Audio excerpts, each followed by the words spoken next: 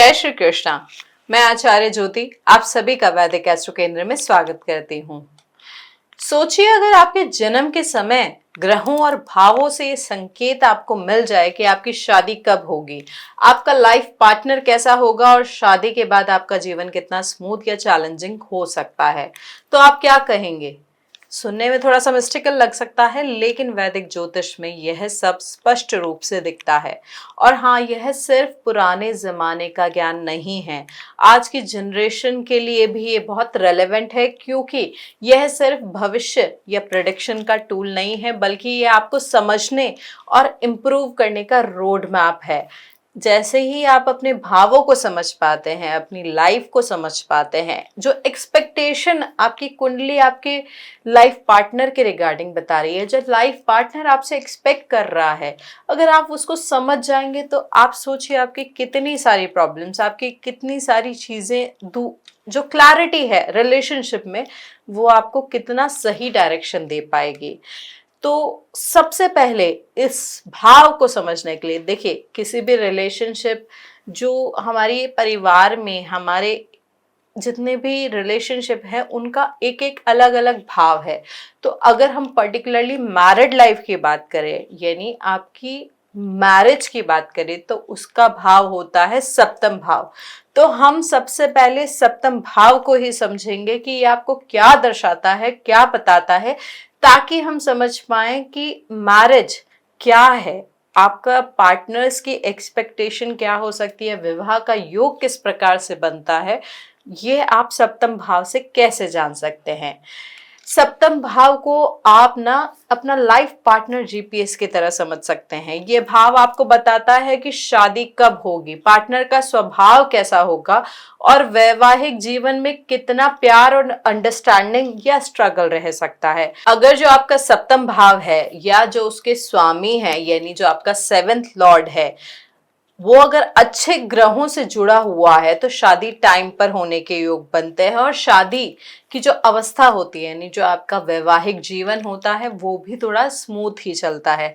लेकिन अगर सप्तम भाव या सप्तमेश यानी सेवेंथ लॉर्ड, यहाँ पे अगर आपके मंगल की दृष्टि हो जाए या शनि की दृष्टि हो जाए या राहु केतु की दृष्टि हो जाए, या ऐसे जो पाप ग्रह हैं उनका प्लेसमेंट सेवेंथ हाउस में हो जाए, यानी सप्तम भाव में हो जाए, या सप्तमेश इनसे दृष्ट हो जाए, तो शादी में डिले हो सकता है, या रिलेशनशिप में भी थोड़े से आप अप्स एंड डाउन्स देख सकते हैं।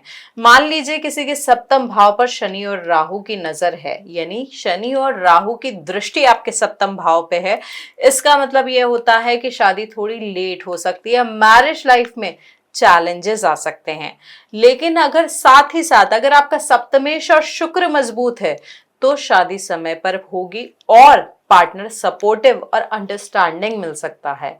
अब बात करते हैं पंचम भाव की। पंचम भाव रिलेशनशिप में बहुत मैटर करता है, क्योंकि ये आपको बताता है आपकी लव लाइफ के बारे में, आपके प्रारब्ध को बताता है, आपके पूर्व जन्म के पुण्यों का संचित स्थान है ये। तो और साथ ही साथ अगर आपके जो संतान है, संतान प्राप्ति का भी हो गया, संतान संतति का भी स्थान पंचम भाव होता है।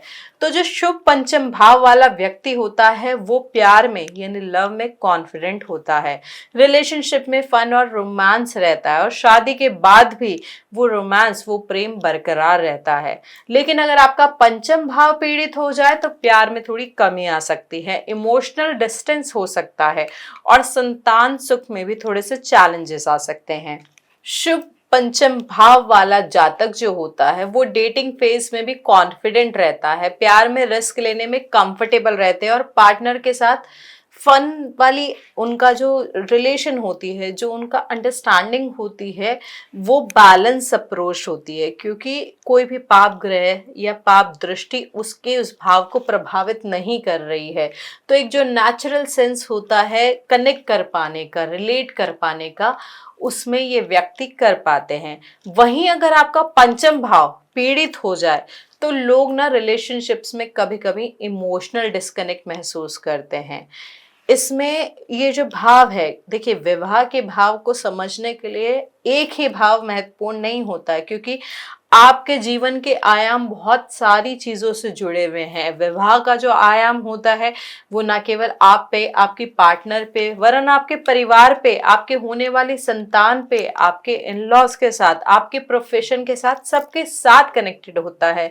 तो हम ये नहीं कह सकते कि केवल एक सप्तम भाव को समझ के, एक पंचम भाव को समझ के हम पूरे जीवन के वैवाहिक सुख के बारे में पूरी कंक्लूजन निकाल पाएंगे।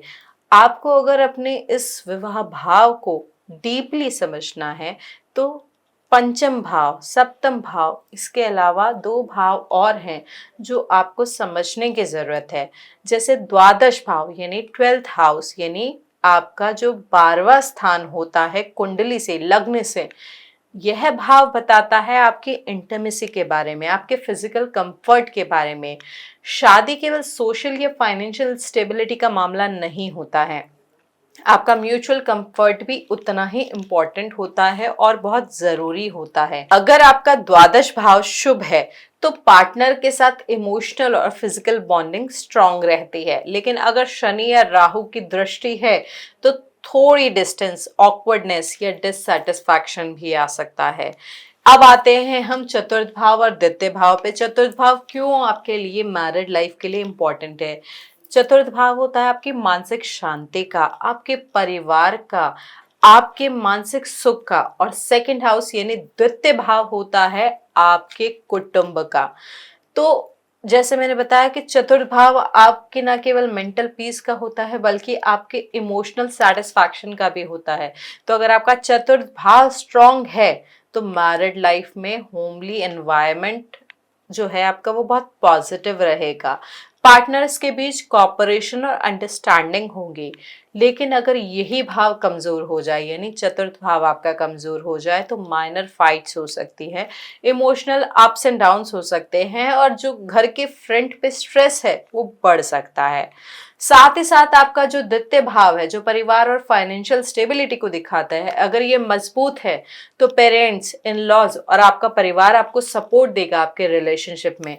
पैसे की टेंशन थोड़ी कम रहेगी। लेकिन अगर यह कमजोर हो जाए तो छोटे मोटे फैमिली डिस्प्यूट, मिसअंडरस्टैंडिंग्स और फाइनेंशियल स्ट्रेस आपको देखने को मिल सकता है। तो जब हम बात कर रहे हैं विवाह की, वैवाहिक जीवन की, आपके लाइफ पार्टनर की, तो आपको ये समझने की जरूरत है केवल सप्तमेश ही नहीं, सप्तमेश, आपका पंचम भाव, आपका द्वादश भाव, आपका चतुर्थ भाव और आपका द्वितीय भाव, यह सब मिलके आपके वैवाहिक जीवन को, आपकी लाइफ को एक डायरेक्शन देते हैं। किस तरीके से, क्या स्वरूप रहेगा आपकी मैरिड लाइफ का, आपके पार्टनर का, और आपके वैवाहिक जीवन में आगे जाके आप किस तरीके की चीजें देखेंगे। तो जब भी विवाह की बात आती है, वैवाहिक जीवन की बात आती है, तो इन सभी भावों को देखना, यानी सप्तम, पंचम, द्वादश, चतुर्थ और द्वितीय, इन पांचों भाव को देखना, उनके ऊपर दृष्ट राशि दृष्टि तो नहीं हो रहे हैं, या मेलेफिक प्लैनेट यानी नेगेटिव प्लैनेट्स की वहां पे उपस्थिति तो नहीं है। यह इफेक्ट ये कंक्लूड करेगा कि आपकी मैरिड लाइफ किस तरीके से रहेगी। तो देखिए, अब ग्रहों को समझने के बाद, भावों को समझने के बाद, अब ये जानना जरूरी है कि ग्रहों की स्थिति क्या इफेक्ट डालती है। देखिए, जैसे विवाह के लिए सबसे महत्वपूर्ण ग्रह होता है शुक्र ग्रह, ठीक है, लेकिन उसके साथ साथ बहुत सारे ऐसे और ग्रह हैं। जैसे मैंने आपको सप्तमेश का बताया कि सप्तम भाव मूल रूप से विवाह का होता है, लेकिन उसके जो कॉम्प्लीमेंट्री हाउसेस हैं, आपका पंचम भाव, आपका चतुर्थ भाव, आपका द्वादश भाव, आपका सेकंड हाउस, ये सारे हाउस मिलके उसको एक प्रारूप देते हैं, उसको एक कंबाइंड इफेक्ट देते हैं। वैसे ही जो ग्रह होते हैं, जैसे शुक्र मैरिज का कारक होता है, उसके साथ साथ और जो ग्रह हैं वो आपके विवाह को, आपके वैवाहिक जीवन को, आपके विवाह के समय को, आपके पार्टनर को प्रभावित करते हैं, क्योंकि ज्योतिष में ग्रहों का रोल सेंट्रल होता है। अब जैसे अगर हम शुक्र ग्रह की बात करें तो ये मैरिज, लव, अट्रैक्शन और रोमांस का मेन प्लैनेट है। मजबूत शुक्र का मतलब है स्मूथ, अट्रैक्टिव और रोमांटिक रिलेशनशिप का होना। कमजोर या पीड़ित शुक्र से मिसअंडरस्टैंडिंग्स बढ़ सकती हैं, फाइट्स और डिससैटिस्फैक्शन भी आ सकता है। अब इसके साथ साथ एक और ग्रह है जो बहुत इंपॉर्टेंट होता है वैवाहिक जीवन के लिए, वो होता है मंगल ग्रह। आपने सुना होगा कि मांगलिक प्रभाव की वजह से, यानी मंगल दोष होने की वजह से विवाह में कष्ट आते हैं, विवाह में डिले होता है, डिटैचमेंट होता है, फाइट्स भी हो सकती है, इसलिए मंगल का उपाय किया जाता है। तो यहाँ ये समझिए कि मंगल ग्रह कितना प्रभावशाली होता है विवाह और वैवाहिक जीवन के लिए।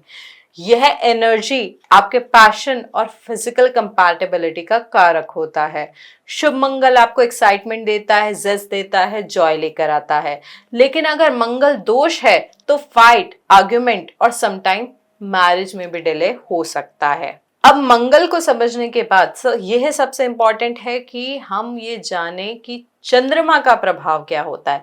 देखिए, जैसे लग्न बहुत महत्वपूर्ण होता है, लग्न के साथ साथ आपकी चंद्र राशि यानी चंद्रमा जिस भाव में स्थित है वो उतना ही महत्वपूर्ण होता है। तो विवाह के संबंध में भी आपके लग्न की या आपके जो वीनस है यानी शुक्र ग्रह की क्या स्थिति है, साथ ही साथ जैसे हमने चर्चा की कि मंगल का प्रभाव क्या रहता है विवाह और वैवाहिक जीवन पे, उस सब में आपके इमोशंस, आपका माइंड उस सब से ऊपर आता है। तो चंद्रमा की जो स्थिति है वो विवाह और वैवाहिक जीवन में बहुत ही पाइवटल रोल यानी बहुत इंपॉर्टेंस रखता है। यह इमोशंस और मेंटल बैलेंस का इंडिकेटर है।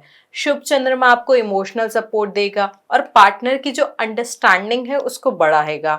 लेकिन अगर आपका चंद्रमा पीड़ित है तो मूड स्विंग, स्मॉल फाइट्स और डिससैटिस्फैक्शन को बढ़ा सकता है। इसलिए मैरिड लाइफ में बोला जाता है कि चंद्रमा का शुभ स्थिति में होना या अशुभ स्थिति में होना आपकी मैरिड लाइफ कैसी होगी उसको डिसाइड करता है। इसलिए जब हम सप्तम भाव देखते हैं तो केवल लग्न से ही सप्तम भाव नहीं देखते हैं, बल्कि चंद्रमा से भी सप्तम भाव को हम समझते हैं, क्योंकि मन से आपका सप्तम भाव का क्या रिलेशन रहेगा वो आपकी मैरिड लाइफ की क्वालिटी को डिसाइड करेगा। अब इसके साथ साथ हम बात करें शनि देव की। शनि देव क्यों? क्योंकि वो आपकी पेशेंस के, आपके टेस्टिंग के, आपके डिलेस के ग्रह हैं। अगर शनि देव की स्थिति अच्छी है तो आपकी जो मैरिड लाइफ है वो स्टेबल रहेगी, लॉन्ग लास्टिंग रहेगी। लेकिन अगर शनि देव की अवस्था सही नहीं है, शनि देव पीड़ित है या आपका सप्तमे शनि से पीड़ित है, तो डिस्टेंस आ सकता है, डिले आ सकता है और चैलेंजेस को भी वो मैरिड लाइफ में बढ़ा सकता है। अब बात करते हैं एक और महत्वपूर्ण ग्रह की, जिसे कहा जाता है विवाह के कारक यानी आपके गुरु बृहस्पति। महिलाओं के लिए यह हस्बैंड का रिप्रेजेंटेटिव होता है नेटल चार्ट में। शुभ गुरु आपको सुखी और सपोर्टिव पार्टनर देता है। पीड़ित गुरु चैलेंजिंग या इनकम्पैटिबल हस्बैंड दिखा सकता है। तो बेसिकली आप इसे इस प्रकार से समझिए कि मैरिज केवल उम्र, डेट या हॉरोस्कोप मैच का मामला नहीं है। केवल ये देख के कह देना कि इसका शुक्र अच्छी अवस्था में है तो इसकी मैरिड लाइफ अच्छी होगी, या गुरु अच्छी अवस्था में है तो मैरिड लाइफ अच्छी होगी। केवल इन्हीं एक या दो ग्रह से या एक ही दो भाव से आप ये कंक्लूड नहीं कर सकते हैं कि मैरिड लाइफ कैसी होगी या पार्टनर कैसा होगा या विवाह का योग कब बनेगा। यह एक कंबाइंड, एक कंक्लूडिंग स्टडी है जिसमें आपको सारे भाव, सारे ग्रहों की स्थिति डिसाइड करती है कि एंड ऑफ द डे यानी जब समय आएगा, जब योग बनेगा, तो किस प्रकार से आपका वैवाहिक जीवन रहेगा या आपका विवाह होगा। ग्रह आपके संकेत देते हैं, सर्कमस्टांसेस कैसे होंगे, लेकिन ये बात अच्छे से समझ लीजिए कि जो असली सक्सेस होती है किसी भी रिलेशनशिप की, वो ट्रस्ट के थ्रू होती है, एफर्ट्स पे डिपेंड करती है। हम कलयुग में रह रहे हैं, ये सतयुग नहीं है, कलयुग है, जहाँ पे बहुत सारी चीज़ें संयम और संतुलन से, क्लियर कम्युनिकेशन के साथ मैनेज की जा सकती है। तो ग्रहों का प्रभाव तो आपके जीवन पे आएगा क्योंकि वो आपके पूर्व कर्मों का परिणाम है, लेकिन उन कर्मों का फलित जो होगा उसको आप कैसे मैनेज कर सकते हैं विवाह के रूप में, सबसे इंपॉर्टेंट वही होता है, ट्रस्ट और एफर्ट्स। आपके डे टू डे एफर्ट्स, आप किस प्रकार से अपने पार्टनर को रिस्पेक्ट दे रहे हैं, उनको ट्रस्ट कर रहे हैं, यह सारी चीज़ें आपके उस एफर्ट से समझ में आएगी और आपके वैवाहिक जीवन को शुभ और संतुलित बनाएगी। अब बात करते हैं ऐसे कौन से योग होते हैं जन्म कुंडली में जो शुभ या अशुभ विवाह की तरफ संकेत देते हैं। देखिए, अशुभ विवाह जैसी कोई चीज नहीं होती है। बेसिकली ये होता है कि ग्रह या दशा या भाव आपको इस प्रकार की परिस्थितियों में ले आते हैं कि आप रैशनल नहीं सोच पाते हैं, कॉन्फ्लिक्ट थोड़े ज्यादा बढ़ने लग जाते हैं, तो उसे ही हम थोड़ा सा अशुभ अशुभ योग अवस्था कह सकते हैं।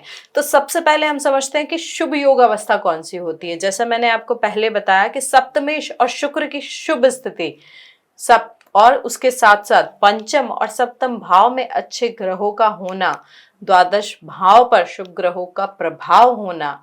अब इसमें बहुत सारी चीजें और आप देख सकते हैं कि जैसे शुक्र या तो स्वराशि हो या उच्च राशि में हो या किसी भी पाप ग्रह से दृष्ट ना हो, तो यह शुभ योग का प्रभाव होगा।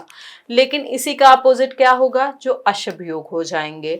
सप्तम भाव पे अगर दृष्टि है पापी ग्रहों की, जैसे राहु केतु की हो गई, या मंगल दोष आपको आ गया, जैसे मंगल सप्तम अष्टम द्वादश भाव में अगर मंगल की उपस्थिति होती है तो वो मंगलिक योग कहलाता है। साथ ही साथ अगर आपका शुक्र नीच का हो जाए या पापी ग्रहों से दृष्ट हो जाए या सप्तम भाव से पापी ग्रहों का संबंध बन जाए, तो यह अशुभ प्रभाव देता है आपके विवाह जीवन में। अगर जन्म कुंडली में सप्तमेश और शुक्र स्ट्रांग हो जाता है तो मैरिज स्मूथ रहेगी और पार्टनर सपोर्टिव रहेगा। लेकिन अशुभ योग जो अभी हमने बताए वो आपको स्मॉल फाइट्स दे सकते हैं, डिले दे सकते हैं, इमोशनल डिस्कनेक्ट भी एक पॉइंट पे दे सकते हैं। समझने के बाद कि भाव, ग्रह और शुभ और अशुभ योग कौन से होते हैं विवाह या वैवाहिक जीवन के संदर्भ में, हम ये समझते हैं कि विवाह में देरी के क्या कारण हो सकते हैं।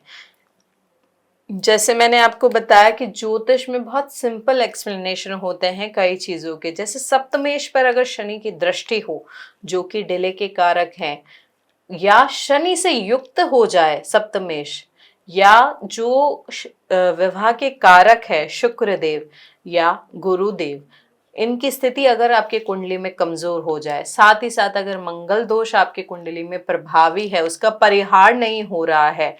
देखिए, मंगल दोष होता इंपॉर्टेंट है लेकिन उसमें परिहार के बहुत सारे योग हमारे वैदिक शास्त्रों में दिए हुए हैं। तो मंगल दोष होता है लेकिन उसके परिहार भी बहुत सारे हैं। तो केवल मंगल दोष देख के ही ये डिसाइड मत कीजिए कि वैवाहिक जीवन अच्छा नहीं होगा। बहुत सारे और प्रभाव होते हैं, जैसे मैंने आपको शनि से युक्त या शनि से दृष्ट होना बताया सप्तमेश का। साथ ही साथ अगर आपके गुरु या शुक्र की स्थिति कमजोर है, आपका सप्तम भाव रिक्त है या पाप दृष्ट है, तो डिले हो सकता है, लेकिन इसको नेगेटिवली ही मत लीजिए हमेशा। कई बार क्या होता है कि यूनिवर्स आपको सही टाइम और करेक्ट पार्टनर देने के लिए थोड़ा सा वेट कराता है। तो इसको इस तरीके से समझिए कि जब समय आएगा, जब योग बनेगा, जब परमात्मा ने उस समय को डिसाइड किया है, तो उसी के अनुसार वो भाव, वो चीज एक्टिवेट होगी।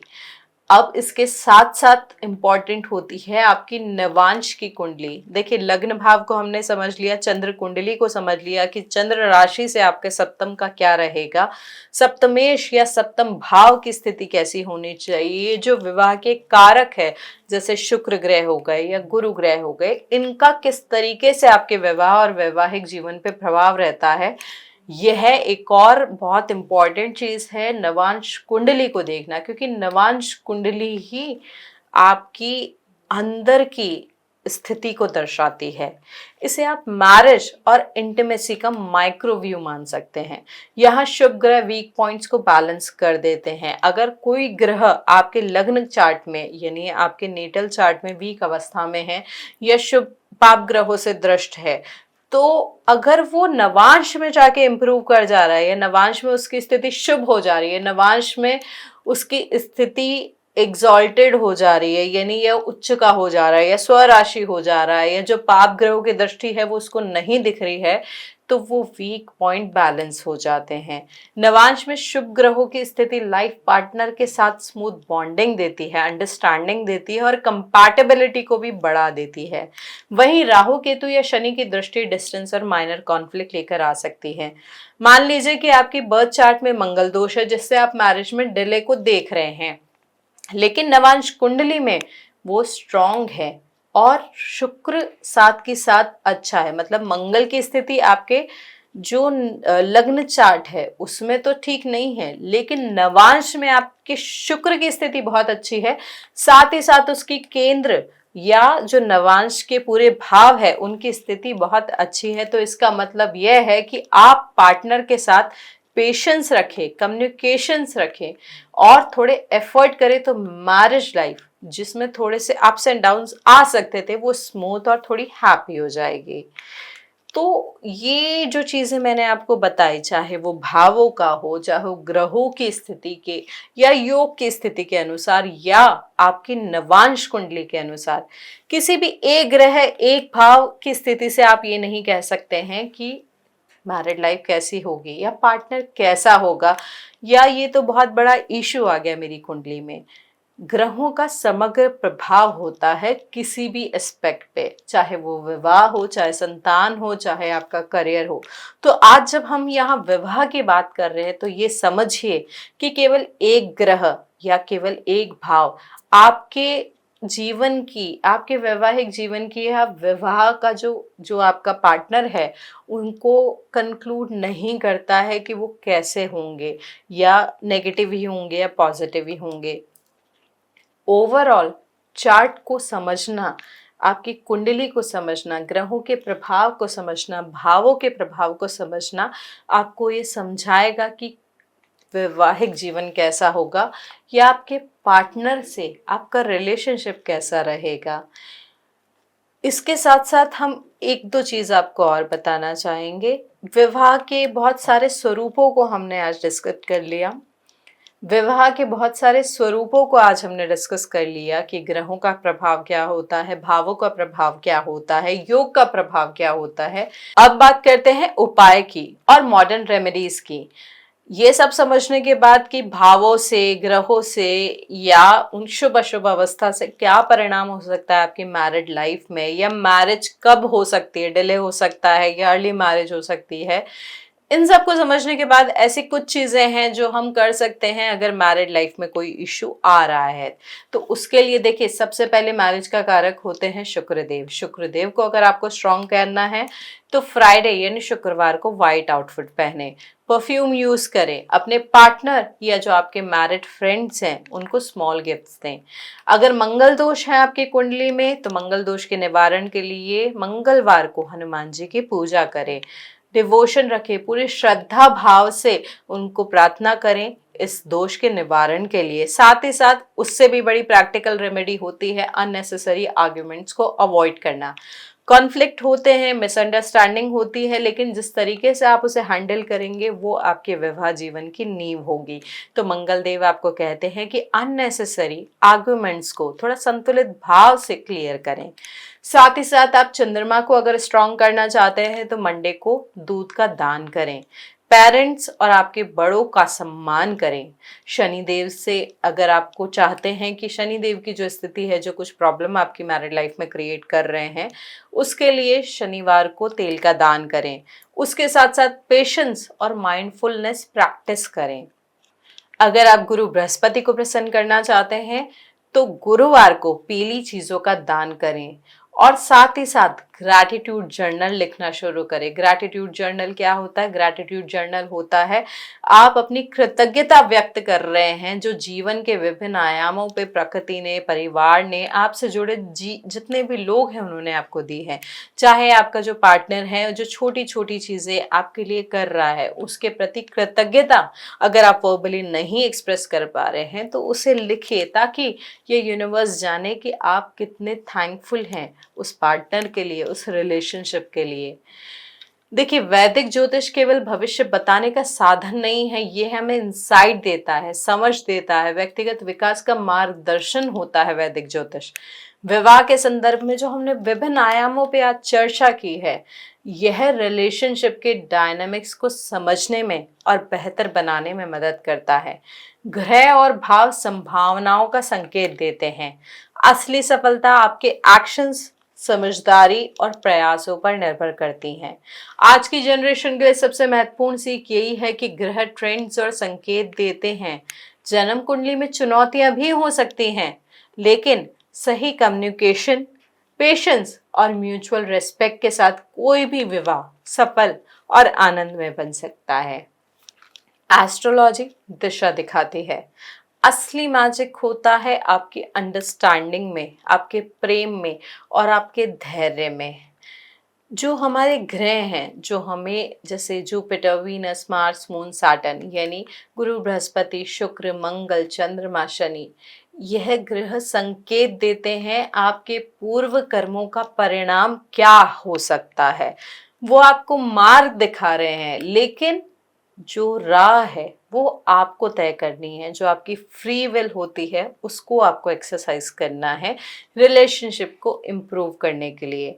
जब आप एस्ट्रोलॉजी को आधुनिक दृष्टिकोण से समझते हैं तो ये केवल भविष्यवाणी का टूल नहीं रहता, यह सही जीवन साथी चुनने, संबंध सुधारने और वैवाहिक संघर्षों को संतुलित करने का मार्गदर्शन बन जाता है। यह आपको आपके रिश्तों के पैटर्न और संभावित चुनौतियों को समझने का अवसर देता है। अंततः वैदिक ज्योतिष ये समझाने में मदद करता है कि सुखी, स्थिर और पूर्ण विवाह ग्रहों की स्थिति के साथ साथ आपके दृष्टिकोण, आपकी समझ और धैर्य पर निर्भर करता है। ग्रहों के संकेतों से इंसाइट लें और इसे अपने रिलेशनशिप्स में कॉन्शियसली अप्लाई करें। लाइफ में प्रॉब्लम्स आएंगी, डिटैचमेंट हो सकते हैं, डिफरेंसेस आ सकते हैं, लेकिन अगर आप पेशेंस रखेंगे, संतुलन रखेंगे और प्रेम से, क्लियर कम्युनिकेशन के साथ अपनी मैरिज में आगे बढ़ेंगे तो बहुत सारी चीजें संतुलित हो सकती हैं। मैरिज एस्ट्रोलॉजी यानी वैवाहिक ज्योतिष आज की जनरेशन के लिए सिर्फ भविष्य देखने का टूल नहीं, यह रिलेशनशिप डायनामिक्स को समझने, सुधारने और बेहतर निर्णय लेने का मार्गदर्शन है। हॉरोस्कोप सिग्नल्स को समझिए, रेमेडीज कीजिए, अपने पार्टनर के साथ ऑनेस्ट और क्लियर कम्युनिकेशन को बनाए रखिए। यही असली रहस्य है एक हैप्पी, स्टेबल और फुलफिलिंग मैरिज का। अगर आज का ये डिस्कशन आपको अच्छा लगा हो तो हमारे चैनल को लाइक कीजिए, सब्सक्राइब कीजिए और इस वीडियो को शेयर कीजिए ताकि ऐसे ही वीडियोस हम और आपके लिए लेकर आते रहें। हरि ओम।